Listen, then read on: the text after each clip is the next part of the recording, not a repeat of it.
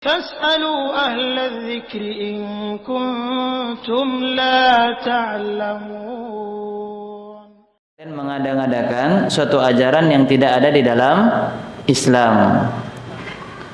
Faqad kufitum wa kullu bid'atin dalalah, ya. Karena sesungguhnya Islam itu sudah dicukupi dengan syariat yang diajarkan oleh Nabi Muhammad SAW, sehingga tidak perlu lagi ditambahkan.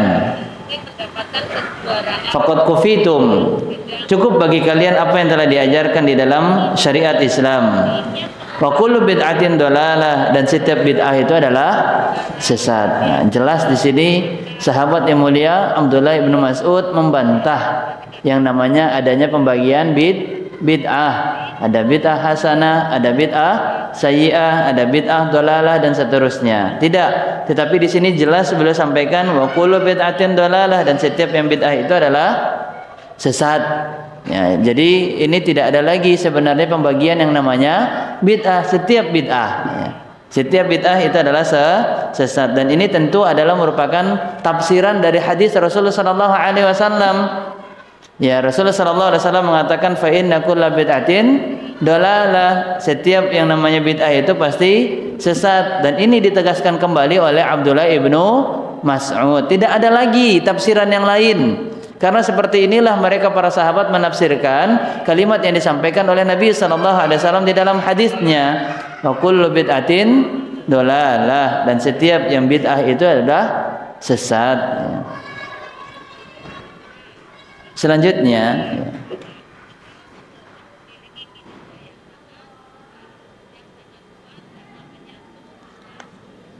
poin yang ke-56.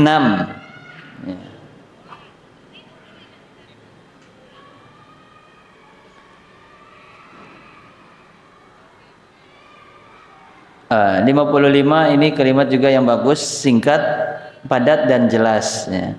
Al-Imam Al-Auza'i rahimahullah ta'ala yang wafat pada tahun 157 Hijriyah, dikutip di dalam kitab Jami' Bayanil Ilmi wa Fadli, bahwasanya beliau pernah berkata, ilmu itu adalah maja'a an ashabi Muhammadin sallallahu alaihi wasallam, apa yang berasal daripada para sahabat. Ilmu, nah kalau kita berbicara dalam agama tentang masalah ilmu, maka kita bisa memahami ilmu itu adalah apa yang datang dari Nabi Muhammad sallallahu alaihi wasallam. Wa ma lam yaji an wahidin minhum falaysa bi'ilmin. Ma jaa an ashabi Muhammad sallallahu alaihi wasallam, kalau ilmu itu adalah apa yang datang dari sahabatnya Rasulullah sallallahu alaihi wasallam, dan apa yang tidak datang satupun dari sahabatnya Rasulullah sallallahu alaihi wasallam, maka itu bukan ilmu. Jadi ilmu itu kalau kita berbicara tentang ilmu di dalam masalah agama, yaitu adalah apa yang telah diajarkan oleh para sahabat. Jika itu tidak pernah diajarkan oleh para sahabat, maka itu bukanlah bagian dari ilmu agama. Yaitu hanya ilmu yang asal-asalan diucapkan oleh manusia. Adapun ilmu agama adalah ilmu yang bersumber dari apa yang telah diajarkan oleh para sahabat. Nah, ini tafsir daripada hadis Rasulullah sallallahu alaihi wasallam, talabul ilmi faridatun ala kulli muslim, menuntut ilmu. Ilmu apa yang wajib bagi setiap muslim untuk mempelajarinya? Yaitu ilmu yang bersumber dari apa yang telah diajarkan oleh sahabatnya Rasulullah sallallahu alaihi wasallam. Kemudian yang selanjutnya, poin yang ke-56. Al-Imam Al-Auza'i juga pernah mengatakan, isbir nafsak ala sunnah, jadikanlah dirimu sabar di atas sunnah.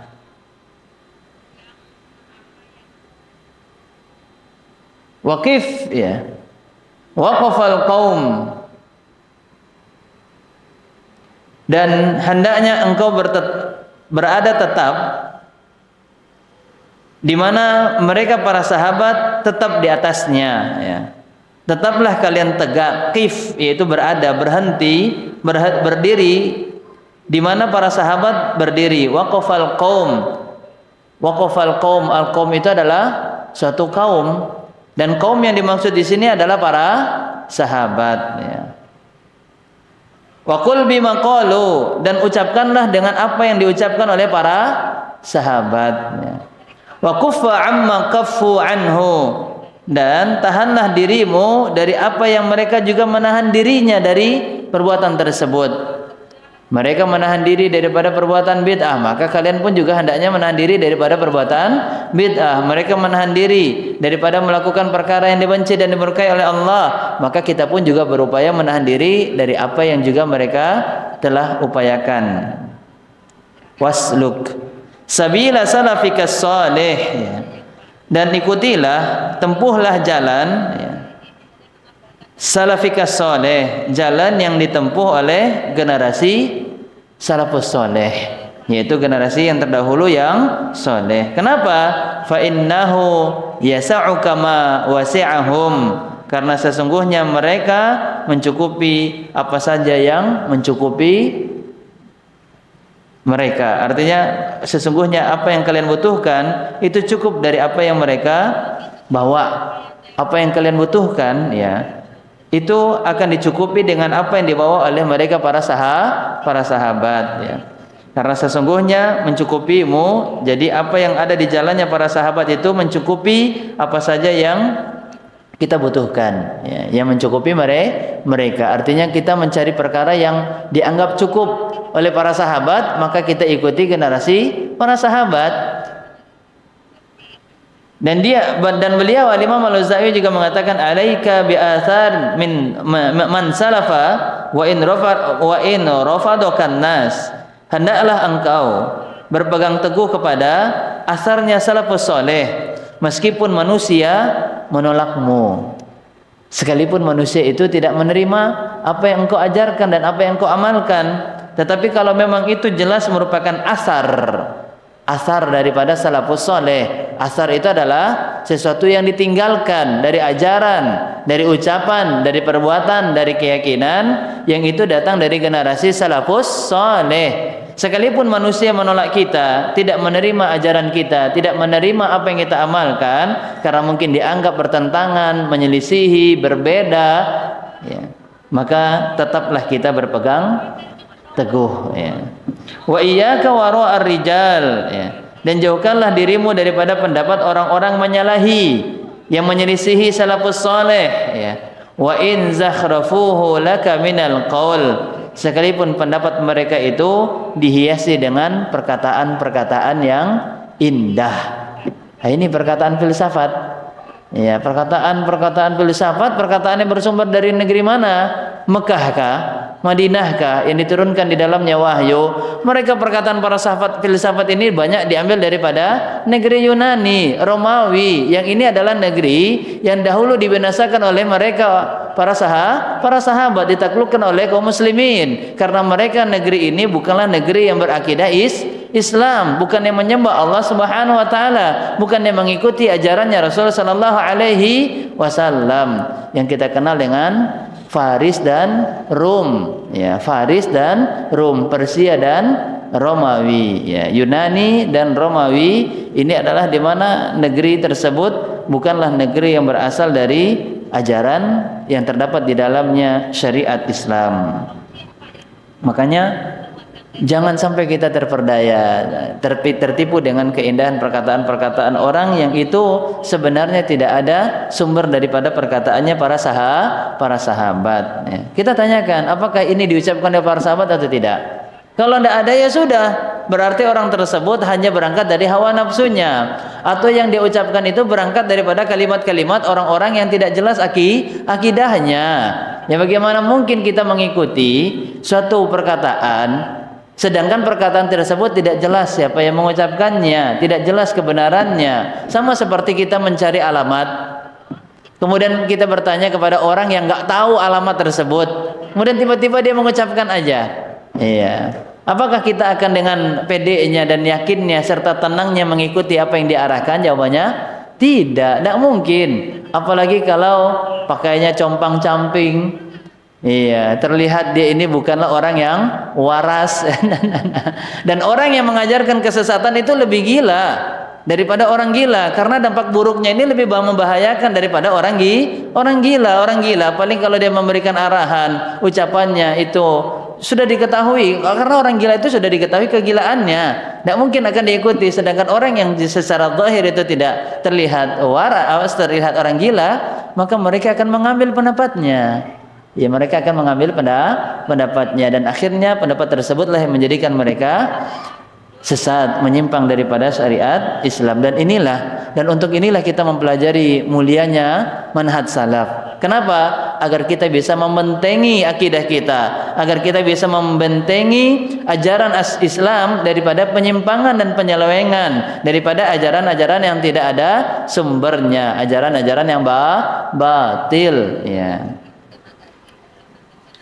Kita kenapa agak tabu dengan kalimat sesat, ya? Ya, wah, kalau udah ada kajian yang membahas kata sesat di situ, wah, ini ekstrim nih. Padahal kita sering ngucapin padahal itu. Coba kalau kita lagi nyasar, kemudian mapnya membuat kita tuh nyasar, kita bilang apa ke map? Wah, sesat nih map lah. Apakah kita memberikan tuduhan map ini ekstrim? Enggak, kenapa kok ketika kita memasuki kalimat sesat ini di dalam taklim dianggap kalimat ini adalah merupakan bagian dari ajaran ekstrim? Nah, ini dia. Kadang-kadang pas giliran kita menempatkan kalimat yang sama bukan sesuai dengan apa yang sering ditempatkan oleh manusia, dianggap berbeda, dianggap aneh, ya. Contoh, mohon maaf aja. Hewan, ini namanya hewan, tapi kok bisa menjadi kalimat caci maki, Pak? Padahal kan penempatannya salah. Kenapa orang kok disebutkan nama hewan dia marah? Padahal kan cuma menyebutkan nama hewan. Itulah dia. Artinya kadang-kadang kita ini terlalu membawa perasaan sehingga menempatkan sesuatu itu yang sebenarnya bukan pada tempatnya. Akhirnya kita memberikan penilaian yang salah. Nah, ini dia. Baper yang bukan pada tempatnya. Bukan hanya buang sampah yang harusnya pada tempatnya. Baper pun juga harusnya pada tempatnya, yaitu di dalam merenungi ayat Al-Qur'an, merenungi hadis-hadis yang disampaikan oleh Nabi SAW di dalam surga, di dalam neraka. Baru ketika itu kita hendaknya membawa perasaan kita agar bisa kita meneteskan air mata, menjiwai dari apa yang disampaikan oleh Allah dan Rasulnya sallallahu alaihi wasallam. Naam.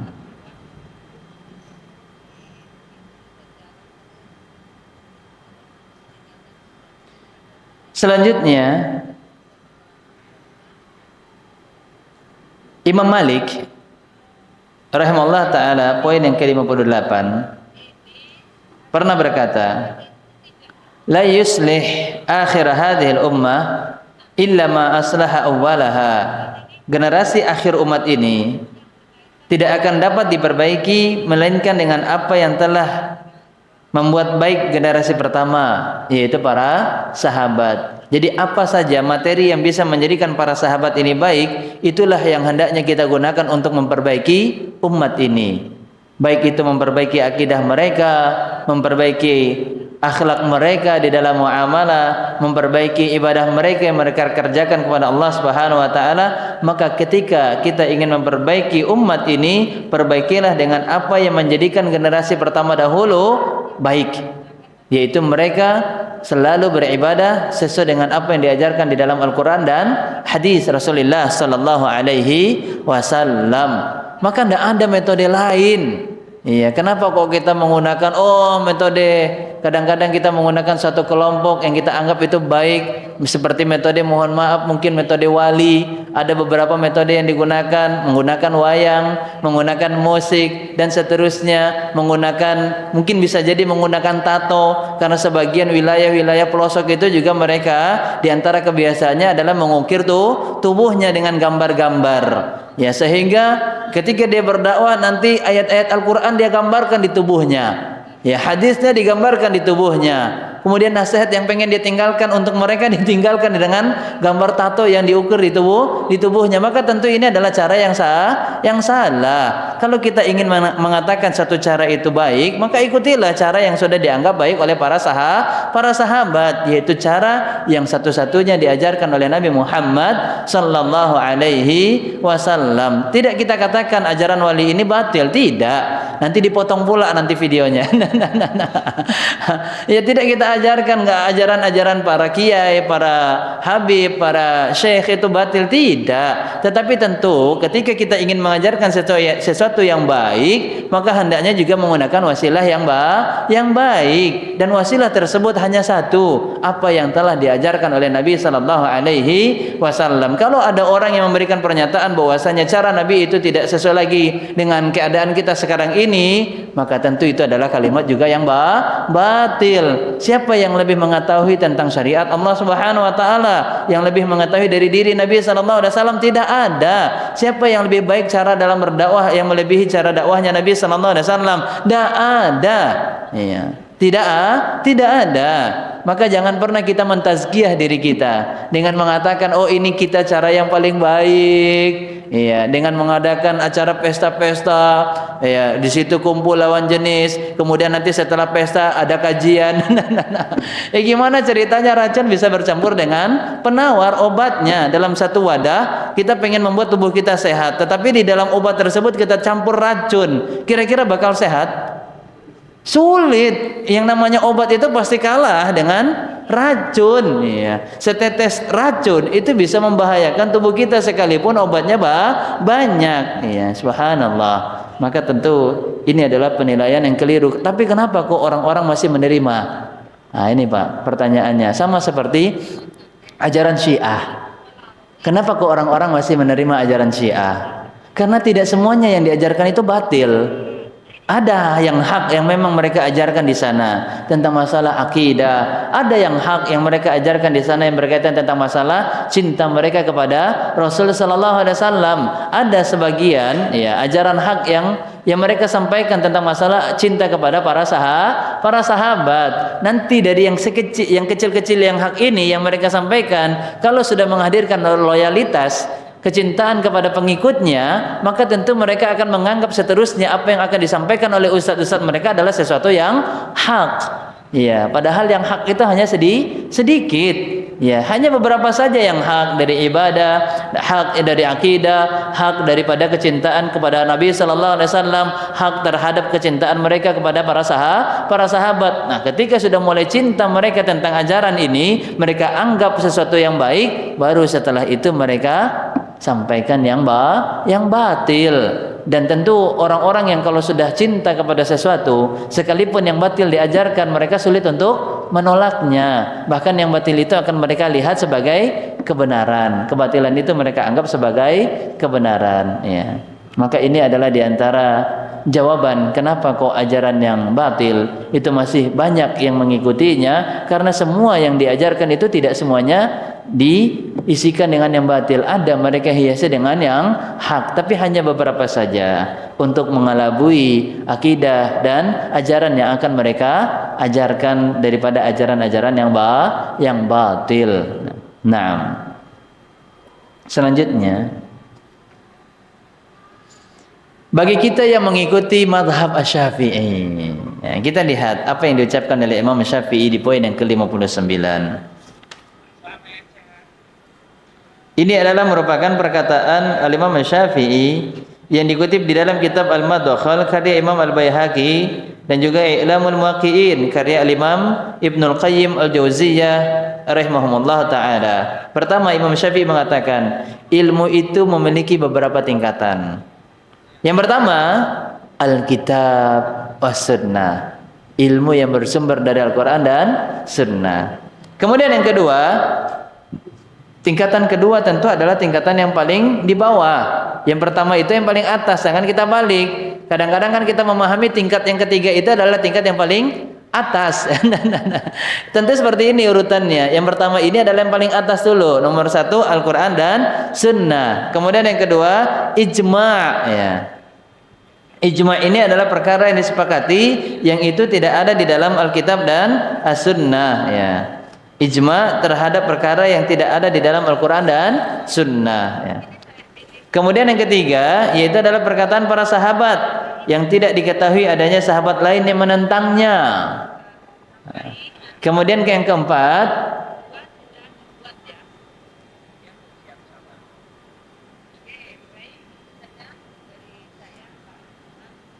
Yang keempat itu adalah perbedaan pendapat di antara para sahabat. Ini juga merupakan dalil. Ya, apa yang menjadi perkataan sahabat sekalipun terjadi perselisihan di antara mereka, ini juga merupakan dalil. Kemudian tingkatan ilmu selanjutnya yang kelima itu adalah qiyas.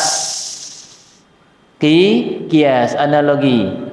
Ya, dari suatu masalah yang itu tidak disebutkan secara penamaan, ya, di dalam Al-Quran ataupun Sunnah, tetapi secara sifat ada penjelasan di dalam Al-Quran ataupun juga Sunnah Nabi Sallallahu Alaihi Wasallam, seperti narkoba. Ya, tidak ada penamaannya, ya, di dalam Al-Quran dan Sunnah, tetapi secara sifatnya ada, yaitu memabukkan, menghilangkan akal sadar, ya, menghilangkan kesadaran, menghilangkan akal, ya, sehingga sifatnya itu sama dengan khamar, ya. Begitu juga dengan rokok. Iya. Mana dalilnya? Memang nggak ada. Ya, rokok ini kan bahasa kita. Tidak ada syaribul khamar, syaribud dukhan, ya, atau istilah-istilah yang lain di dalam bahasa Arab yang menerangkan tentang rokok. Memang tidak ada penamaannya itu di dalam Al-Quran dan hadis Rasulullah SAW. Tetapi sifatnya ada, yaitu sesuatu yang dapat membahayakan tubuh dan kesehatan manusia, yang dapat membahayakan, sehingga kita kiaskan dengan yang sifatnya yang sama. Maka ini namanya qiyas, ya. Selanjutnya,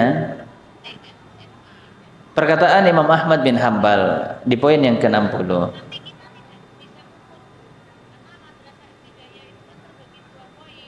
Yang wafat pada tahun 241 Hijriyah. Usulus sunnah indana, prinsip ahlu sunnah di sisi kami, ya, adalah, ya, usulus sunnah, prinsip ahlu sunnah, ya. Indana, nah ini dia, indana, menurut kami atau di sisi kami. Maka kita ini dari perkataan Imam Ahmad ini memberikan pelajaran apa? Kita itu harus memberikan pernyataan jelas berkaitan tentang masalah akidah kita, tentang manhaj kita. Maka diperbolehkan untuk menyatakan kita ini manhaj salaf. Karena apa? Untuk menghilangkan yang namanya sesuatu yang bersifat abu-abu, ketidakjelasan tentang akidah dan pemahaman yang kita miliki di dalam ibadah kepada Allah Subhanahu wa taala. Maka ini pernyataan Imam Ahmad, indana, menurut kami, di sisi kami. Apa itu? Artinya apa? Apa maksud daripada menurut kami? Jadi menurut pemahaman dan apa yang beliau pegang teguh terhadap pemahaman tersebut. Nah, ini kita pun harus seperti itu. Karena kemarin ana pernah ditanyakan salah satu ikhwah, atau di grup itu ada ikhwah yang menyampaikan, Ustadz, ada salah satu ustadz, dia mengatakan saya itu bukan ormas ini, saya itu bukan ormas itu, ya saya pun juga bukan salafi. Ya, saya bukan ini, bukan itu, bukan ini dan itulah. Lantas apa dia? Ya, kalau dia bukan ini dan itu, berarti dia tidak punya hak untuk menyampaikan dakwah. Sedangkan dia menyampaikan dakwah, dan menyampaikan dakwah itu harus diketahui bagaimana pemahaman dia, apa landasan dia. Bukan hanya tiba-tiba dia mengatakan, oh saya akidahnya adalah Al-Quran dan Sunnah, manhaj saya Al-Quran dan Sunnah, ya, manhaj saya juga apa yang ada di para sahabat. Harus ada pernyataan seperti itu, ya. Kalau dia hanya sekedar mengatakan, oh saya yang penting Islam, ya tidak bisa. Nah, tapi kalau dia menyatakan saya berpegang teguh dengan apa yang ada di dalam Al-Quran dan Sunnah, dan juga yang diikuti oleh para sahabat dan generasi yang terbaik yang datang setelahnya, tabi'in dan tabi'ut tabi'in, berarti jelas dia adalah salafi. Tapi orang kadang-kadang tabu dengan kalimat salaf, atau dia nggak mau mengucapkan salafi, padahal itu sebenarnya sudah salafi. Berpegang teguh dengan Al-Quran dan Sunnah sesuai dengan apa yang diajarkan oleh para sahabat dan diikuti oleh tabi'in dan tabi'ut tabi'in, apalagi kalau bukan manhaj salaf, ya, apalagi kalau bukan namanya itu manhaj salaf, ya. Tapi kadang orang nggak mau menyebutkan kata salafnya itu. Nah, saya Al-Quran dan Sunnah. Ya, agak unik juga gitu. Nah, dia tinggal di Jakarta, ya, tapi nggak mau dibilang orang DKI. Sama aja, apa bedanya DKI dengan Jakarta? Sama seperti daerah-daerah yang lain gitu, ya kan. Dia orang tersebut, tapi dia nggak mau dibilang orang dari bagian orang tersebut, kan agak aneh gitu. Dia tinggal di Medan, tapi nggak mau dibilang orang Batak. dia ditinggal di Sumatera Barat, tapi nggak mau dibilang orang Minang. Minang ini kan hanya sifat yang menandakan daerah tersebut. Begitu juga dengan salaf. Salaf ini kan sifat yang menandai akidah tersebut yang bersumber dari Al-Quran dan Sunnah Rasulullah SAW yang itu dipegang teguh oleh para sahabat dan diajarkan oleh mereka, dicontohkan oleh mereka dan diikuti oleh generasi yang datang setelahnya, tabi'in dan tabi'ut tabi'in. Naam.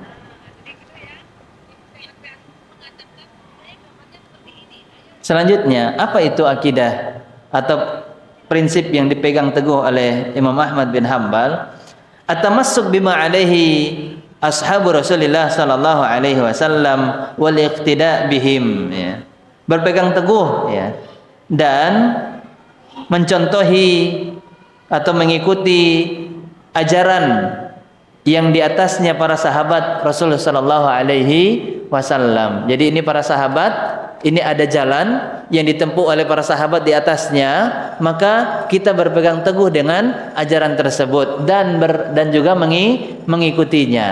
Karena konsekuensi daripada berpegang teguh itu adalah mengikuti. Ya kalau berpegang teguh kemudian nggak diikutin, apa manfaatnya? Apa manfaatnya? Karena konsekuensi daripada berpegang teguh itu adalah mengikuti dari perkataan, mengikuti daripada perbuatan, ataupun juga mengikuti daripada keyakinan. Watarkul bid'ah, ya, dan juga prinsip ahlu sunnah menurut kami itu adalah meninggalkan bid'ah, ya, meninggalkan bid'ah. Yang uniknya orang-orang yang melaksanakan bid'ah nggak mau dia dibilang bid'ah. Iya, sama orang koruptor nggak mau dibilang pencuri, aneh. Maunya dibilang koruptor, apa bedanya? Apa bedanya koruptor dengan pencuri? Pencuri, penzina adalah penzina. Tapi kenapa kok nggak mau dibilang penzina? Ya, subhanallah. Ya, uniknya orang yang menyelisih sunnah Rasulullah sallallahu alaihi wasallam, mereka malah tidak mau dibilang ahlul bid'ah. Lah terus mereka mau dibilang apa? Ya, mereka mau dibilang apa? Ajaran baru. Berarti kan lebih parah lagi kalau dibilang ajaran baru. Berarti bukan bid'ah lagi, itu sudah jelas-jelas yang namanya ajaran sesat, ya. Bukan lagi kata bid'ah, tetapi sudah diganti dengan kesesatan, ya. Wa kullu bid'atin fahiya dhalalah. Ini jelas sekali. Ya, ulama yaitu Imam Ahmad bin Hanbal, salah seorang ulama dari mazhab yang kita kenal sebagai pendiri atau yang dijadikan sebagai rujukan dari mazhab Hambali, yaitu Ahmad bin Hanbal mengatakan rahimahullah taala, wa kullu bid'atin fahiya dhalalah. Setiap yang bid'ah itu adalah merupakan sesat. Ya, wa kullu bid'atin fahiya dhalalah. Setiap yang bid'ah itu adalah merupakan sesat. Imam Ahmad ini adalah ulama yang datang jauh dari generasi sahabat, ya. Dan beliau sendiri sudah menafsirkan demikian. Kalau tadi generasi sahabat Abdullah bin Mas'ud mengatakan apa? Setiap yang bid'ah adalah merupakan sesat. Tidak ada lagi perinciannya. Kemudian Imam Ahmad yang datang setelah Imam Syafi'i. Imam Ahmad ini adalah ulama yang datang setelah Imam Syafi'i. Ya, bisa dikatakan ulama terakhir daripada ulama mazhab yang kita kenal di antara 4 mazhab. Yang paling pertama yaitu adalah Abu Hanifah, mazhab Hanafi. Kemudian yang kedua adalah Malik bin Anas, mazhab Maliki. Kemudian yang ketiga itu adalah Muhammad ibn Idris Asy-Syafi'i. Ya, kemudian yang keempat adalah Ahmad bin Hanbal yang kita kenal dengan mazhab Hambali, ya. Dan ini adalah mazhab yang paling mudah. Yang paling mudah karena dia datang yang paling terakhir, dan itu lebih mengumpulkan secara keseluruhan pendapat yang ada di dalam Al-Quran dan hadis Rasulullah sallallahu alaihi wasallam. Bahkan beliau mengatakan apa? Wa kullu bid'atin fahiya dhalalah. Setiap bid'ah adalah merupakan sesat tanpa ada lagi perinciannya. Ya, ini sudah definisinya atau tafsirannya sudah seperti ini. Tidak ada lagi tafsir yang lain yang datang daripada para ulama terdahulu. Ya, maka dari sini kita mendapatkan pelajaran. Inilah sebenarnya tafsir daripada setiap bid'ah itu adalah sesat. Karena tidak ada lagi kalimat yang lain yang bisa menerangkan kalimat ini kecuali ya ini aja kalimatnya. Wa kullu bid'atin fahiya dhalalah. Dan setiap yang bid'ah merupakan sesat, ya. selanjutnya. Nah, kita masuk kepada poin halaman 154. Nah, ini kesimpulannya.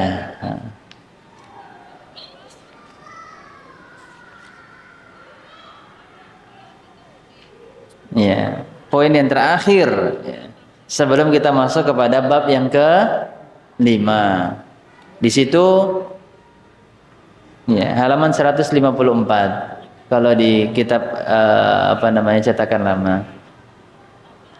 Kesimpulan. Dapat? Sudah ketemu kesimpulan. Ya. Kesimpulan dari pembahasan ini dapat kita simpulkan bahwa kewajiban seorang muslim adalah mengikuti pemahaman para sahabat dalam memahami Al-Quran dan Sunnah. Ya. Menurut pemahaman mereka, wajib beragama menurut pemahamannya para sahabat. Wajib mengikuti akidah dan manhajnya para sahabat. Udah, tidak ada hukum yang lain. Tidak ada kata, oh dianjurkan. Oh, boleh aja menyelisihi ajaran daripada ajarannya para sahabat. Enggak, hanya satu hukum yang berkaitan tentang masalah bagaimana kita dengan para sahabat, yaitu wajib kita mengikuti pemahaman mereka, wajib kita mengikuti amalan yang mereka kerjakan, wajib keyakinan yang mereka yakini, kita wajib mengikuti keyakinan mereka, pemahaman mereka, keyakinan mereka, amalan mereka, wajib kita ikuti. Nah, kita umat Islam ini sekarang hukumnya hanya sekedar mengikuti, tidak lagi bisa memberikan upaya untuk mengeluarkan pendapat kita, logika kita di dalam memahami Al-Quran dan hadis. Kita ikuti, kita cukup mengikuti. Bagaimana kita bisa mengetahuinya? Kan sahabat ini jaraknya jauh dari kita. Nah, ini selalu dijadikan alasan. Nabi SAW ini kan jauh daripada kita. Bagaimana kita bisa mengikuti sunnah Nabi SAW secara keseluruhan? Ya belajar. Caranya adalah belajar, baca kitab-kitab hadis, baca hadis-hadisnya Rasulullah sallallahu alaihi wasallam. Ustadz, kalau kita baca sendiri kita tidak paham. Ya makanya duduk di majelis ilmu. Ketika kita tidak bisa menghabiskan majelis pelajaran kita semuanya di dalam majelis ilmu, maka kita baca di waktu-waktu luang. Ketika kita dapatkan ada sesuatu kalimat yang kita tidak paham dari hadis Nabi yang kita baca, maka kita tanya, fas'alu ahla dzikri in kuntum la ta'lamun. Mana hadis Nabi yang tidak dibukukan sekarang? Yang dikumpulkan di dalam buku yang tidak ada mana? Semuanya sudah ada. Ada di dalam Sahih Al-Bukhari. Kalau tidak ada di Sahih Bukhari, di Sahih Muslim ada, di Sunan Tirmidzi ada, Abu Daud ada, di kitab Al-Muwatta Imam Malik ada. Banyak sekali kitab-kitab hadis. Kita baca semuanya. Ya, kitanya saja yang malas untuk membaca, dan kita saja yang sudah menganggap kalimat yang ada di dalam hadis itu sulit untuk dipahami. Ya, pas giliran cari harta dunia semangat, pas giliran cari harta yang lebih mahal daripada harta dunia, apa itu? Ilmu, tidak semangat. Ilmu ini adalah harta yang lebih mahal daripada harta dunia. Kenapa? Karena dia merupakan warisannya para nabi. Coba Pak, antum dapat aja satu bantal sandaran dari raja, padahal cuma bantal sandar doang. Kira-kira itu bakal kalau dilelang mahal atau tidak?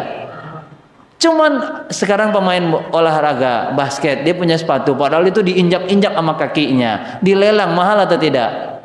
Mahal. Dan ini adalah warisan Nabi. Ya, dan ini cara melelangnya adalah dengan mempelajari dan mengajarkannya.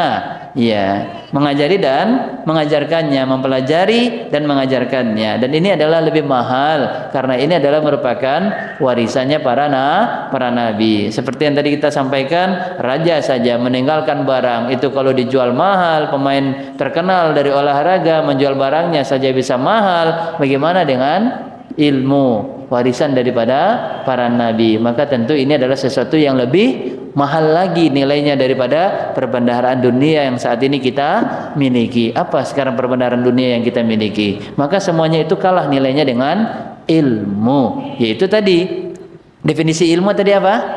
Apa yang bersumber dari ajarannya para sahabat, itulah ilmu. Jadi kalau kita ditanya ilmu yang seperti apa yang kita wajib untuk pelajari, sebagaimana hadis Nabi sallallahu alaihi wasallam mengatakan setiap kita wajib mempelajari ilmu, maka jawabannya adalah ilmu yang diajarkan oleh para sahabat. Bagaimana kita mengetahui ajaran sahabat? Jawabannya belajar. Ya, kita belajar, baik itu hadir di dalam majelis ilmu yang membahas tentang ajaran-ajaran para sahabat. Kemudian yang kedua, kita baca buku-bukunya para ulama yang telah mengumpulkan hadis-hadis Rasul sallallahu alaihi wasallam. Yang kita lihat itu, Pak, isinya dulu yang dibahas oleh mereka yang hadir di majelis ilmu. Kadang-kadang kita sudah tertipu dengan nama tokoh besar seorang dai. Siapa yang ngisi? Siapa yang ngisi? Harusnya bukan siapa yang ngisi, apa yang dia isi, apa yang diajarkan. Undur maqala wala tandur man qala.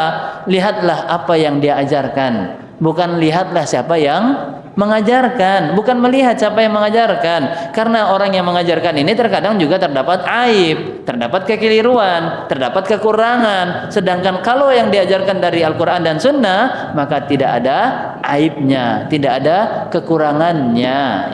Bisa dipahami para salafiyun? Masya Allah. Iya. Maka ini adalah merupakan kesimpulan poin yang pertama sampai poin yang ke-52. Ini adalah merupakan kesimpulan yang Masya Allah, tabarakallah, Ustadz Yazid dengan upayanya menyusun ini, Pak.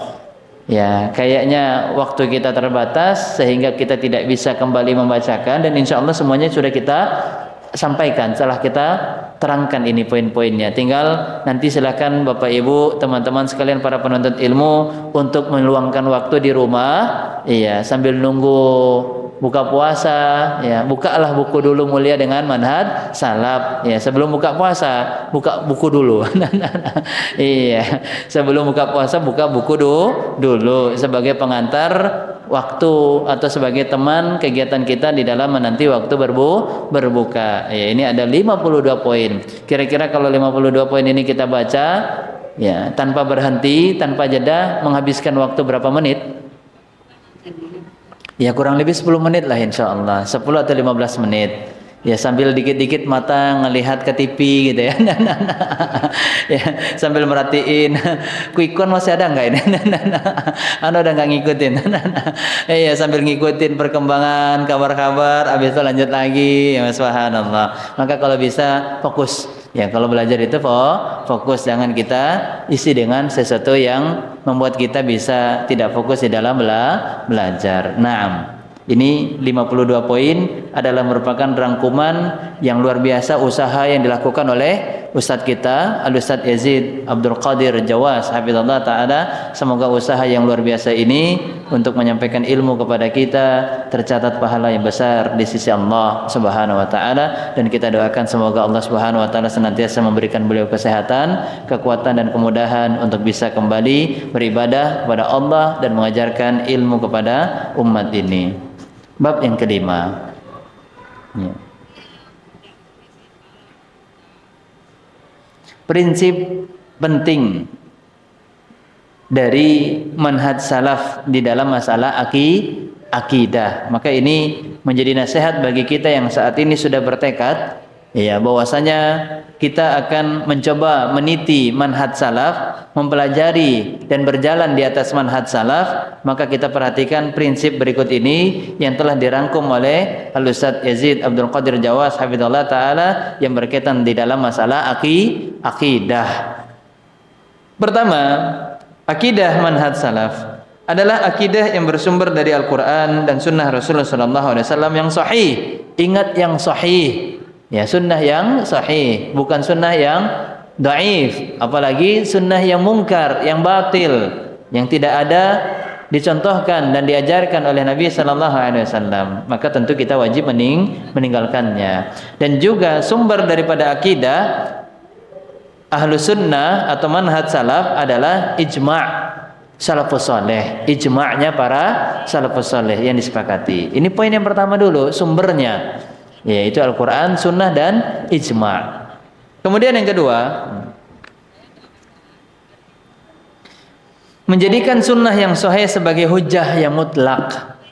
Ya, sebagai sunnah yang mutlak. Ya. Kalau kita dapatkan dalil pelarangan melakukan tawasul ini, melakukan istighosah ini dan segala macam, kalau ternyata dalam sunnah itu ada pelarangannya yang kita anggap ternyata itu baik, namun di dalam pandangan hadis sahih itu adalah merupakan sesuatu yang keliru, maka wajib kita kedepankan yang namanya sunnah yang sahihah, ya. Dan kita tinggalkan sesuatu yang menyelisih daripada sunnah. Kita lihat sunnah, ya.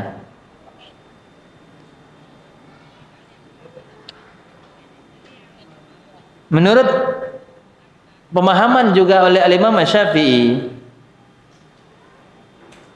kita lihat sebelum masuk kepada definisi etimologi dari as-sunnah, ada kalimat paragraf terakhir, yaitu Imam Syafi'i berpendapat bahwa di dalam syariat kedudukan as-sunnah sama seperti Al-Quran. Dapat kalimatnya? Iya. Paragraf terakhir atau kalimat terakhir sebelum kita masuk kepada definisi as-sunnah secara bahasa. Kita lihat secara pernyataan Al-Imam Syafi'i rahimahullah ta'ala mengatakan apa? Al-Quran, as-sunnah kedudukannya itu sama dengan Al-Quran. Ya, kenapa kok bisa disamakan dengan Al-Quran, Pak? Alasannya apa? Merupakan wahyu. Quran surat An-Najm ayat 3 dan 4. Wa ma yantiqu 'anil hawa in huwa illa wahyu yuha. Karena semua apa yang ada di dalam sunnah Nabi sallallahu alaihi wasallam yang beliau amalkan, yang beliau ucapkan, yang beliau yakini, ini adalah merupakan wahyu yang datang juga dari Allah Subhanahu wa taala sebagaimana wahyu yang ada di dalam Al-Quran. Jadi sunnah dan wahyu dan Al-Quran sama-sama wahyu dan tidak ada perbedaannya. Jadi sama-sama kuat. Ya, maka ini juga sebagai bantahan bagi orang Quraniyun yang mereka hanya berhujah dengan Al-Quran dan tidak mau mengambil dalil yang ada dari sunnah Nabi sallallahu alaihi wasallam. Ya. Naam. Ya, karena kalau dia tidak mau mengambil dalil daripada hadis Rasulullah sallallahu alaihi wasallam, dia telah menyelisihi banyak perintah Allah Subhanahu wa taala. Di antaranya adalah apa? Atiullah wa atiur Rasul, taati Allah dan taati Rasul, ya. Sebagaimana yang terdapat di dalam Quran surat An-Nisa ayat 59, ya. Kemudian Quran surat An-Nur ayat 63, tidak bolehnya kita untuk menyelisihi apa yang telah ditetapkan oleh Nabi sallallahu alaihi wasallam. Quran surat Al-Hasyr ayat 7. Ya, di halaman selanjutnya kita lihat halaman 168. Ya. Mata antum harus cepat, Pak, seperti mata elang, ya. Masya Allah. Karena kita maju mundur pembahasannya. Al-Hasyr ayat yang ke-7. Wa ma ataakumur rasul fakhudhuhu wa ma nahakum anhu fantahu wattaqullah innallaha syadidul iqab. Apa yang diberikan oleh Rasul kepada kalian, ambillah. Ambillah itu artinya apa, Pak? Gunakan dan kerjakan. Contoh sekarang antum dikasih baju, Pak, hadiah. Antum ambil, terus antum jadikan apa? Hiasan tembok. Dipakai, digunakan. Maka ketika ada ajaran Rasul yang Rasul sallallahu alaihi wasallam berikan kepada kalian, maka ambillah. Ambillah ini artinya apa? Gunakan, amalkan. Ya, jadikan ini sebagai prinsip di dalam ibadah kita yang kita laksanakan kepada Allah Subhanahu wa taala. Wa ma nahakum anhu fantahu, dan juga apa yang dilarang oleh Rasul sallallahu alaihi wasallam maka hendaknya ditinggalkan. Ya, maka ini adalah dalil yang menerangkan bahwasanya orang-orang Al-Quraniyun yang hanya mengambil Al-Quran sebagai hujjah berarti dia telah menyelisihi apa yang diperintahkan oleh Allah. Allah mengatakan apa? Ambillah apa yang diajarkan oleh Nabi dan tinggalkanlah apa yang dilarang oleh Nabi sallallahu alaihi wasallam. Berarti ini dalil yang menerangkan bahwasanya wajibnya kita mempelajari sunnah, wajibnya kita berhujjah dengan sunnah. Tidak boleh kita hanya berhujjah dengan Al-Quran, tetapi sunnah ini juga penjelasan daripada Al-Quran. Sekarang kita mendapatkan penjelasan sholat 5 waktu dengan subuh 2 rakaat, zuhur asar 4 rakaat, maghrib 3 rakaat, isya 4 rakaat. Dari mana kita mengetahuinya? Tidak ada di dalam Al-Quran yang menerangkan secara sempurna. Bacaannya pun bagaimana? Ada atau tidak? Tidak ada. Yang ada aqimis shalah, tegakkanlah salat. Wa'mur ahlaka bis shalah, perintahkanlah keluargamu untuk melaksanakan salat. Yuqimuna shalah, mereka menegakkan salat. Mana kata bacaan-bacaan tentang masalah bacaan salat? Tidak ada di dalam Al-Quran. Ya, subuh itu dikerjakan di waktu ini, zuhur di waktu ini, maghrib isya di waktu itu. Secara sempurna diterangkan itu tidak ada. Ada namun sebagian saja di dalam Al-Quran. Tetapi untuk penjelasan secara sempurna itu semuanya diterangkan dan dijelaskan di dalam sunnah. Ya, maka Imam Syafi'i mengatakan apa? Kedudukan sunnah itu sama dengan kedudukan Al-Quran. Sekarang definisi sunnah. Nah, ini kita ahlu sunnah. Kita harus tahu apa itu arti sunnah. Jangan sampai ketika kita ditanya apa itu sunnah, kita padahal udah mengatakan kita ahlu sunnah wal jamaah, maka malu kalau kita ditanya kita nggak tahu arti sunnah. Akidahnya apa? Ahlu sunnah wal jamaah. Apa arti sunnah? Ya sunnah. Ya, maka harus tahu. Sunnah itu secara bahasa artinya adalah jalan atau tuntunan yang terpuji ataupun juga yang tercela. Jadi yang namanya sunnah secara bahasa itu ada dua, terpuji atau tercela. Jalan yang di situ baik terdapat sesuatu yang tercela ataupun juga yang terpuji. Ya. Nah, kita lihat ini, mudah-mudahan teman-teman masih bisa konsentrasi menerimanya, ya. Soalnya antum puasa ya.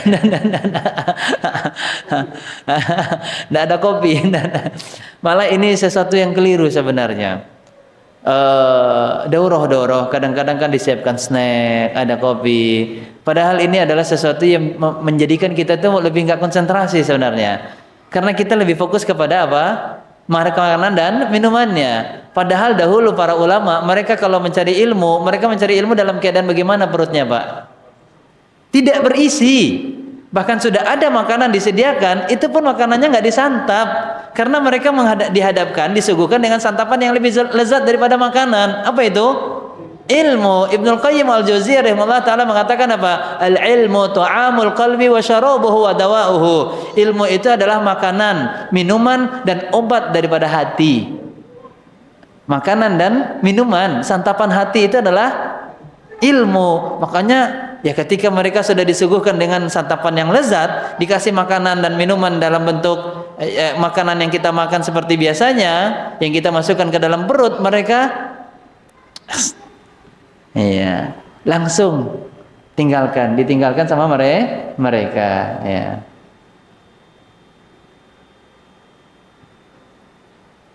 Baik, ya. Selanjutnya kita lihat teman-teman sekalian. Kalau tadi bid'ah, tidak ada penjelasan dari Nabi SAW bid'ah hasanah. Karena setiap yang bid'ah itu sudah pasti sesat. Tetapi kalau untuk sunnah, ya, secara bahasa itu terbagi menjadi dua, yang terpuji ataupun yang tercela. Jalan yang ditempuh yang terpuji atau jalan yang ditempuh yang tercela. Ya. Dan itu diterangkan oleh Nabi SAW. Kita lihat, man sanna fil islami sunnatan hasanatan. Sunnah hasanah. Di kalimat selanjutnya, wa man sanna fil islami sunnah sayyi'ah. Iya, sunnah sayyi'ah. Jadi di sini Nabi SAW menerangkan sunnah itu terbagi menjadi berapa? Dua. Sekali lagi, di dalam sunnah ini Nabi SAW mengajarkan yang namanya pembagian sunnahnya terbagi menjadi berapa? Dua. Yaitu apa? Sunnah hasanah dengan sunnah sayyi'ah. Kalau ini ada penjelasan dari Nabi. Tapi kalau bid'ah, ada atau tidak? Tidak ada. Ya, terus bagaimana kita bisa memberikan definisi tafsir yang itu tidak ada penjelasan yang datang dari Nabi? Kalau sunnah ada. sunnah hasanah dengan sunnah sayyi'ah, ya. Oh, sekarang ini teman-teman sekalian, kita sedang membahas tentang hujjah secara akal, ya. Ya, mudah-mudahan walaupun lagi puasa, insya Allah akalnya masih kuat untuk konsentrasi. Contoh seperti ini, teman-teman. Oh, Ustadz, ini kan secara bahasa Nabi SAW mengatakan demikian. Begitupun demikian dengan bid'ah. Oh, itu kan secara bahasa juga. Ya, secara bahasa. Nah, gimana kita bisa mengetahui ini secara bahasa dan ini secara syariat? Dari mana, Pak? Dari konteks isinya, pembahasannya. Karena di dalam konteks bid'ah itu, Nabi SAW membahas tentang masalah syariat, bukan masalah bahasa, bukan masalah dunia, bukan masalah muamalah. Karena Nabi SAW sedang membahas tentang masalah syariat. Ya, di mana Nabi SAW di awal perkataannya mengatakan apa? Sebaik-baik perkataan Allah, sebaik-baik petunjuk adalah petunjuknya Nabi Muhammad sallallahu alaihi wasallam. Ini adalah konteksnya tentang masalah syariat. Nah, setelah itu Nabi mengatakan seburuk-buruk perkara adalah yang diada-adakan di dalam perkara agama. Wa kullu bid'atin dalalah wa kullu dalalatin finnar. Iyyakum wa muhdatsatil umur fa inna kulla muhdatsatin bid'ah wa kullu bid'atin dalalah wa kullu dalalatin finnar. Nah, ini konteks hadisnya adalah tentang masalah syariat, bukan dari tinjauan bahasa. Ya, bukan dari tinjauan bahasa. Naam. Ya, kalau masih belum memahami, teruslah belajar. Ya, kita butuh proses di dalam memahami ilmu. Ya. Selanjutnya, ya. Dari hadis Rasulullah SAW ini kita lihat, man sanna fil Islami sunnatan hasanatan. Siapa yang memberikan teladan, contoh yang baik fil Islam. Oh, ini terjemahannya di sini kurang. Barang siapa yang memberi teladan perbuatan yang baik, ia akan mendapatkan pahala perbuatan tersebut. Antum apa terjemahannya, Pak? Coba Pak Joko mungkin bisa baca terjemahannya.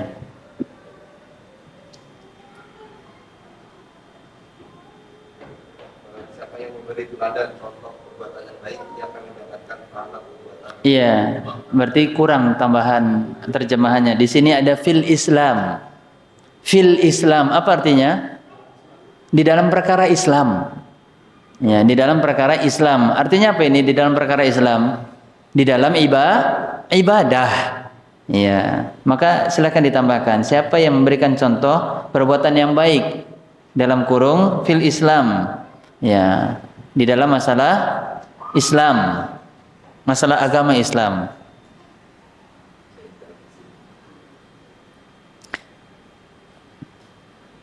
Karena kalau ini dipukul secara umum juga khawatir salah dipahami. Oh, ini ada nih siapa yang memberikan contoh yang baik. Nah, di sini ada fil Islam. Hadisnya Rasulullah SAW di sini ada kalimat apa? Fil Islam, di dalam perkara Islam. Ya.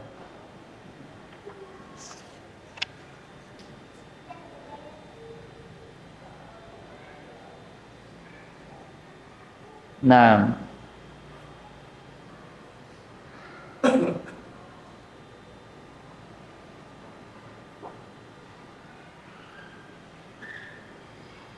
siapa yang memberikan contoh yang baik di dalam Islam, falahu ajruha wa ajru man amila biha, maka dia akan mendapatkan pahala contoh tersebut dan contoh orang yang mengamalkan, dan pahala orang yang mengamalkan setelahnya. Bisa dipahami hadis ini?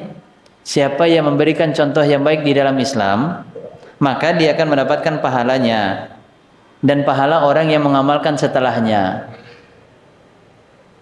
Pahala yang pertama apa?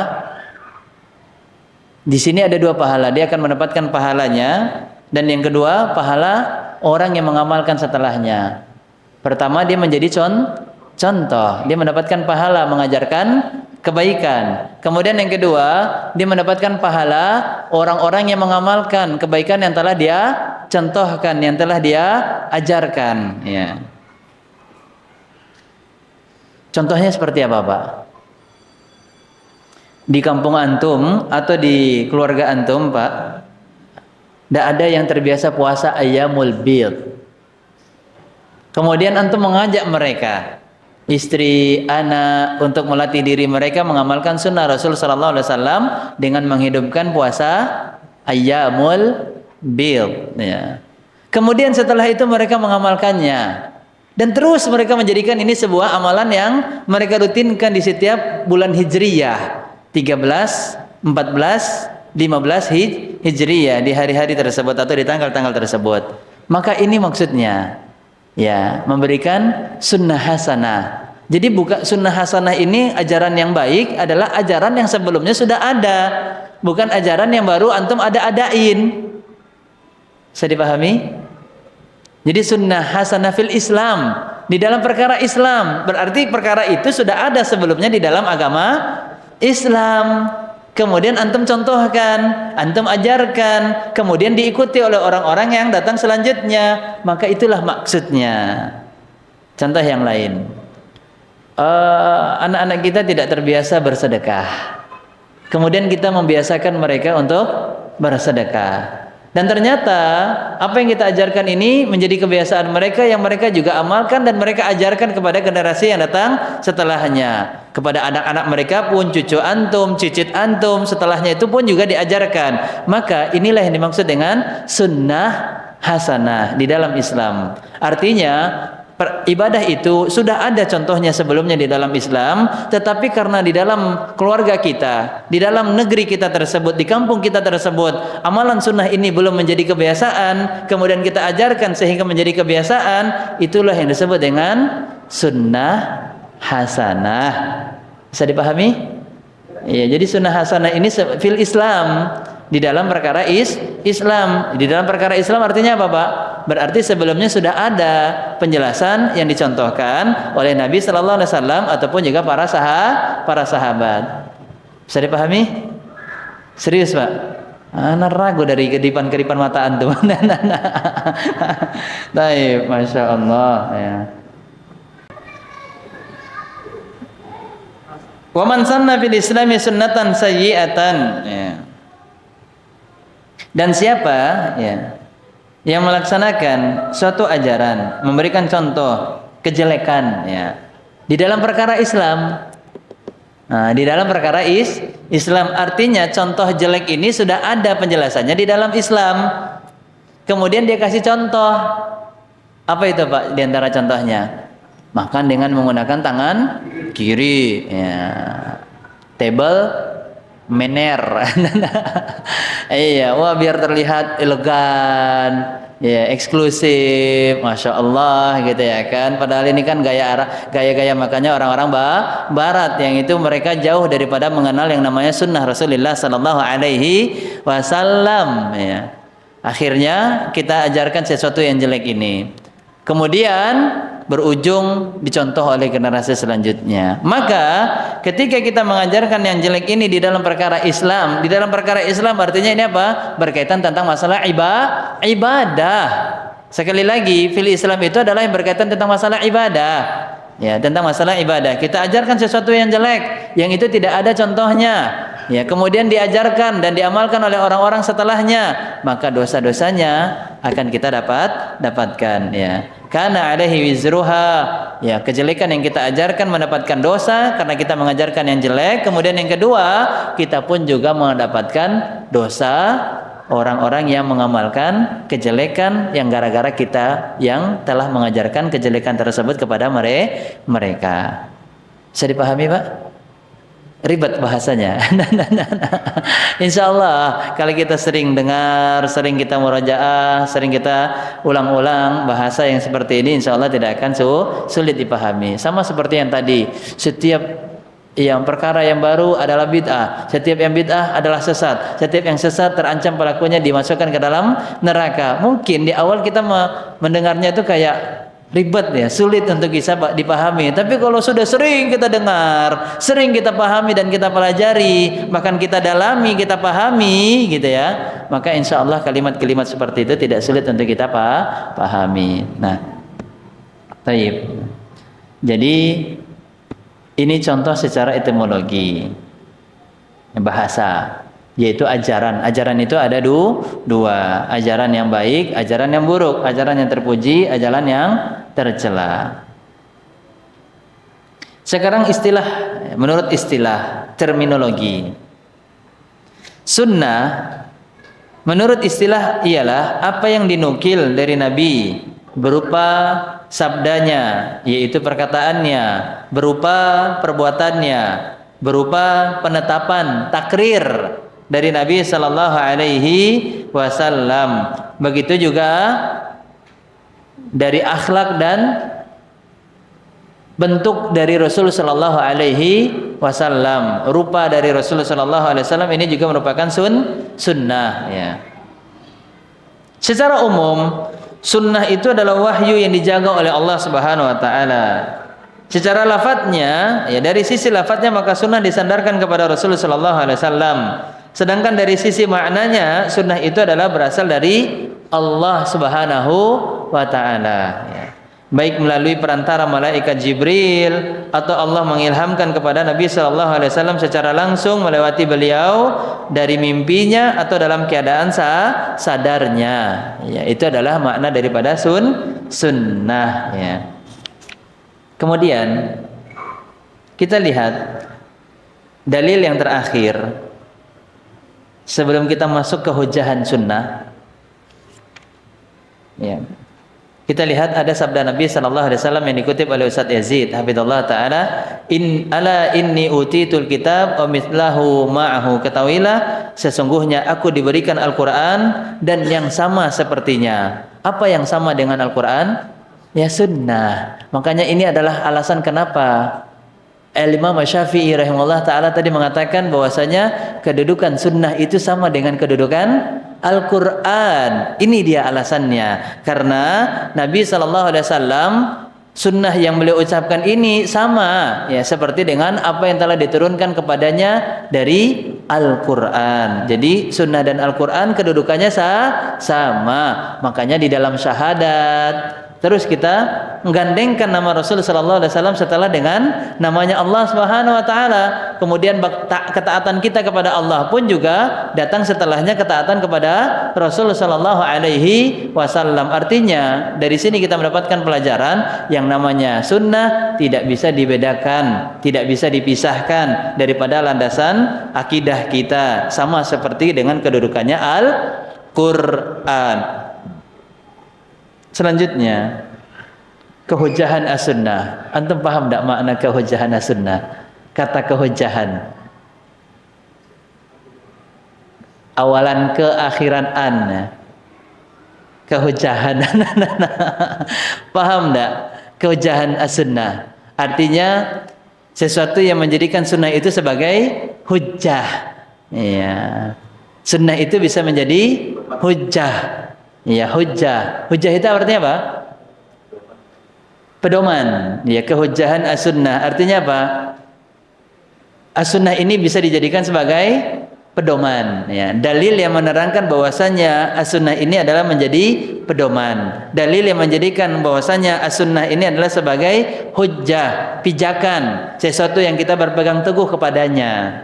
Itu makna daripada kalimat yang ditulis oleh Ustaz Yazid hafizallahu taala, kehujjahan. Entah ini Ustaz Yazid sendiri yang menulis atau bahasa penerbit ini, tidak tahu, karena biasanya kalau sudah masuk ke ranah penerbit terkadang bahasa penulis itu diganti sesuai dengan kaidah yang ada di KBBI ya. Apakah hujjah ini sudah menjadi resapan bahasa Indonesia? Sudah atau tidak? Sudah ya. Kalau memang sudah, berarti ini masuk ke dalam kaidah yang baku ya di dalam kaidah KBBI, yaitu Kamus Besar Bahasa Indonesia. Nah, kehujjahan as-sunnah artinya di sini adalah hujjah ini bisa dijadikan sunnah ini bisa dijadikan hujjah, dan dalil-dalilnya apa saja? Nah ini dia. Jadi dalil-dalil ini yang akan dikutip oleh Al-Ustadz Yazid yang menerangkan bahwasanya sunnah sebagai pedoman dan pegangan hidup kita sebagai seorang muslim ataupun muslimah. Secara cepat saja, karena waktu kita tinggal beberapa menit lagi. Pertama, Quran surat An-Nisa ayat 59. Ya ayyuhalladzina amanu atti'ullaha wa atti'ur rasul. Wahai orang-orang yang beriman, taatilah Allah dan taati Rasul. Nah, ini sifat orang yang beriman.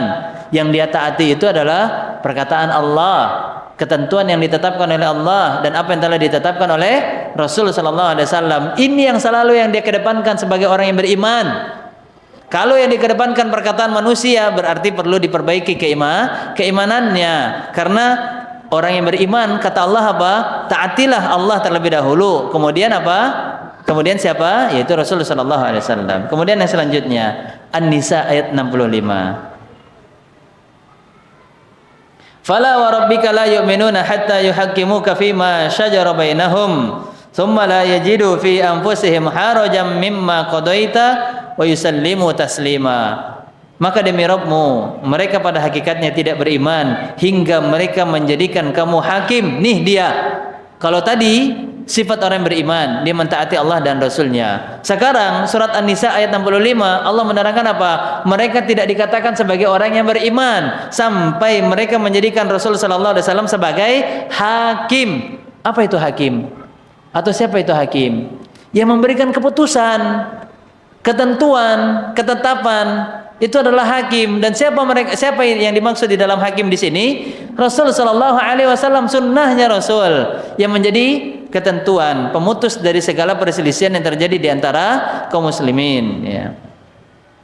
Mereka jadikan engkau sebagai hakim di dalam perkara yang sedang mereka perselisihkan, kemudian mereka tidak merasa keberatan, ya, di dalam hati mereka terhadap keputusan yang diberikan oleh Rasulullah sallallahu alaihi wasallam, dan mereka menerima dengan sepenuhnya. Ini sifat orang yang beriman. Mereka tenang dengan hukum yang telah ditetapkan di dalam sunnah, dan mereka lapang menerima sepenuhnya dengan apa yang telah ditetapkan di dalam sunnah Rasulullah sallallahu alaihi wasallam, ya. Kemudian surat An-Nur ayat 63. Ini ancaman Allah bagi orang yang menyelisihi sunnah. Ya, silahkan ditulis-tulis, ya. Ana menerangkan tentang masalah apa ini, faidah-faidahnya. Coret-coret aja bukunya. Yang penting jangan dicoret sajadahnya. Iya, buku jangan dicoret buku, bajunya, ya. Kalau buku silahkan dikasih faidah-faidah, ya. Kalau tadi sekali lagi ana ulangin, Quran surat An-Nisa ayat 59 menerangkan tentang apa? Orang yang beriman, ya. Prinsipnya orang yang beriman, dia harus mentaati Allah dan Rasul. Quran surat An-Nisa ayat 65 tentang apa ini? Tentang orang yang tidak dikatakan sebagai orang yang beriman sampai dia memiliki kriteria ini. Apa itu? Dia menerima apa yang diputuskan oleh Nabi sallallahu alaihi wasallam di dalam sunnahnya, dan dia menerima dengan senang hati, dan dia menerima secara seutuhnya, bukan hanya setengah-setengah. Satu bagian saja dia terima, tapi bagian yang lain dia tidak terima. Nah, ini dia. Kadang-kadang kan kita seperti itu, hanya menerima sebagian sunnah Nabi, tapi sebagian yang lainnya tidak ketika itu tidak menyelisihi adat, diterima. Ketika menyelisihi adat, tidak diterima. Nah, ini dia sifatnya orang yang beriman. Dia dikatakan sebagai orang yang beriman sampai dia menerima dengan sepenuh hati dan seutuhnya. Bukan hanya sepenuh hati, tetapi juga harus apa? Seutuhnya, ya. Kemudian Quran surat An-Nur ayat 63, faidahnya ayat ini apa? Menerangkan tentang ancaman Allah yang akan Allah berikan kepada mereka yang menyelisihi sunnah. Falyahdharil ladzina yukhalifuna an amri an tusibahum fitnatun aw yusibahum adzabun alim. Hendaklah orang yang menyelisihi perintah Rasul, dia takut, ya, akan mendapatkan cobaan, fitnah. Fitnah itu artinya apa? Cobaan. Dan fitnah di sini disampaikan oleh para ulama artinya adalah apa? Terjerumus di dalam kesyirikan. Silahkan dicatat. Fitnah ini tafsirnya adalah kesyirikan. Mereka orang-orang yang menyelisihi sunnah harusnya takut. Kenapa? Karena dengan mereka menyelisihi sunnah, mereka akan tertimpa fitnah. Apa fitnah yang akan menimpa mereka? Apa Pak? Terjerumus di dalam kesyirikan. Maka dari sini kita mendapatkan pelajaran dari ayat ini. Di antara sebab yang menjadikan orang itu terjerumus di dalam kesyirikan karena mereka terbiasa menyelisihi sunnah. Ya. Bisa dipahami? Menyelisih sunnah, dampak buruknya dapat menjerumuskan kita di dalam perbuatan syirik. Tetapi sebaliknya, dengan kita mengamalkan sunnah dapat menguatkan tauhid. Ya, dapat menguatkan tauhid. Menyelisih sunnah dapat melemahkan tauhid, bahkan dapat menjadikan kita terjerumus di dalam kesyirikan. Ya. Kemudian dampak buruk yang kedua, ketika menyelisih sunnah, au yusibahum azabun alim, mereka akan mendapatkan siksaan, azab yang pedih. Ya, pedih dan perih. Ya, karena tidak ada yang pedih itu enggak perih. Ya. Rasa secara rasa dia dapat pedih, secara zahir kulitnya pun juga dia merasakan perih, rasa sakit karena dia akan diazab dengan siksaan api neraka. Wal'iyadzubillah. Ya. Maka ini adalah dalil yang menerangkan tentang dampak buruk bagi mereka yang menyelisih sunnah. Mereka akan tertimpa fitnah atau azab. Fitnah yang dimaksud di sini adalah kesyirikan. Mereka akan terjerumus di dalam kesyirikan atau tauhid mereka akan lemah. Ya. Setidak-tidaknya itu tauhid mereka. Ya. Paling bahayanya lagi mereka terjerumus di dalam kesyirikan. Ya. Setidak-tidaknya sekurang-kurangnya tauhid mereka akan lemah, atau paling bahayanya adalah apa? Mereka terjerumus di dalam kesyirikan atau mendapatkan azab yang sangat pedih. Ya. Quran surat An-Nur ayat 54. Ini pun juga sama. Perintah untuk mentaati sunnah dan dampak baik daripada mengikuti sunnah. Ya. Kita lihat di pertengahan ayatnya, Quran surat An-Nur ayat 54. Wa in tuti'uh tahtadu. Apabila engkau mentaatinya, kalian mentaatinya, maka kalian akan mendapatkan petunjuk, akan mendapatkan hidayah. Maka dari sini, dari ayat Quran surat An-Nur ayat 54 pun juga kita mendapatkan pelajaran dampak baik mengikuti sunnah. Apa itu? Mendapatkan petunjuk. Sebaliknya, dampak buruknya kalau kita menyelisih sunnah apa? Kita akan jauh daripada petunjuknya Allah Tabaraka wa Ta'ala. Maka itulah dampak buruk daripada jauh daripada hidayah, membuat orang itu salah di dalam ibadah. Akhirnya yang dia kira itu adalah merupakan tauhid, ternyata syirik. Yang dia kira itu merupakan sunnah, ternyata bid'ah. Karena dia apa yang dia lakukan itu tidak berada di dalam petunjuk. Diakibatkan dia menyelisihi sunnah Rasulullah sallallahu alaihi wasallam. Kemudian Quran surat Al-Hasyr ayat yang ke-7. Ini juga dalil yang menerangkan bahwasanya wajibnya kita mengambil apa yang menjadi ajaran yang telah diajarkan oleh Nabi sallallahu alaihi wasallam dan meninggalkan apa yang telah ditinggalkan oleh Nabi Muhammad sallallahu alaihi wasallam. Wa ma atakumur rasul fakhudhuhu wa ma nahakum anhu fantahu. Ini dalil yang menerangkan tentang bahwasanya sunnah itu wajib untuk diamalkan dan sunnah wajib untuk diikuti. Apa yang ditetapkan di dalam sunnah amalkan, dan apa yang dilarang di dalam sunnah maka wajib kita untuk tinggalkan. Ya.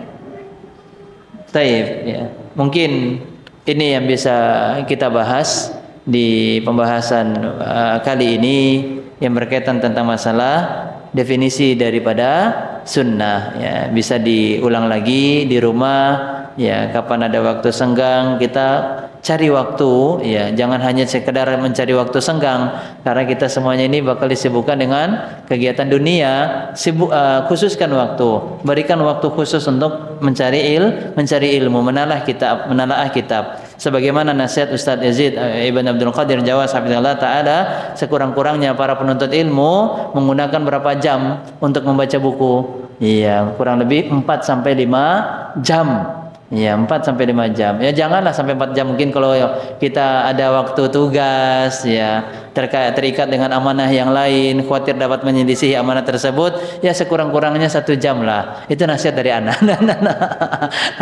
Iya, nasihat dari Anda sekurang-kurangnya 1 jam. Tapi kalau dari ustaz kita yang lain, di antaranya Ustaz Yazid, 3 sampai 5 jam. Ya, karena kalau 1 jam dapat apa kita? Ya, belum nanti anak datang gangguin. Iya, belum nanti istri datang gangguin, belum nanti tugas tiba-tiba datang gangguin. Ya, akhirnya 1 jam itu cuma tersisa 5 menit bisa fokus untuk belajar. Ya tentu ini sangat kurang. Ya karena ilmu ini kita butuhkan bahkan lebih daripada nafas yang kita butuhkan dari tubuh kita ini. Sebagaimana tubuh kita ini membutuhkan nafas, maka begitu juga tubuh kita ini membutuhkan ilmu. Karena ibadah yang akan kita laksanakan itu bukan hitungan menit, bukan hitungan jam, tapi hitungan detik. Ya, setiap yang kita lewati ini harus bernilai ibadah. Bagaimana bisa kita melewatinya dengan nilai ibadah kalau yang kita laksanakan tidak dibangun di atas ilmu? Ya, maka ini saja nasihat dan pelajaran serta faedah yang bisa kita kaji. Semoga menjadi ilmu yang bermanfaat. Semoga Allah Subhanahu wa taala senantiasa meneguhkan akidah kita. Semoga Allah Subhanahu wa taala senantiasa memberikan kita hidayah untuk bisa istiqomah di atas sunnah Rasulullah sallallahu alaihi wasallam. Semoga ibadah kita sahih diterima oleh Allah tabaraka wa taala. Semoga setiap doa kita diijabah, setiap dosa kita diampuni oleh Allah Subhanahu wa taala, dan semoga kita semuanya dimudahkan untuk bisa berada di atas kebenaran dan menyampaikan kebenaran, dan semoga kaum muslimin dan muslimat pun bisa menerima kebenaran daripada Al-Qur'an dan sunnah Rasulullah sallallahu alaihi wasallam. Sallallahu ala nabiyina Muhammadin wa ala alihi wa sahbihi wasallam. Wa akhiru da'wana alhamdulillahi rabbil alamin. Subhanakallahumma bihamdika asyhadu an la ilaha illa anta astaghfiruka wa atubu ilaik. Jazakumullah khairan. Barakallahu fikum. Taqabbalallahu minna wa minkum. Assalamualaikum warahmatullahi wabarakatuh.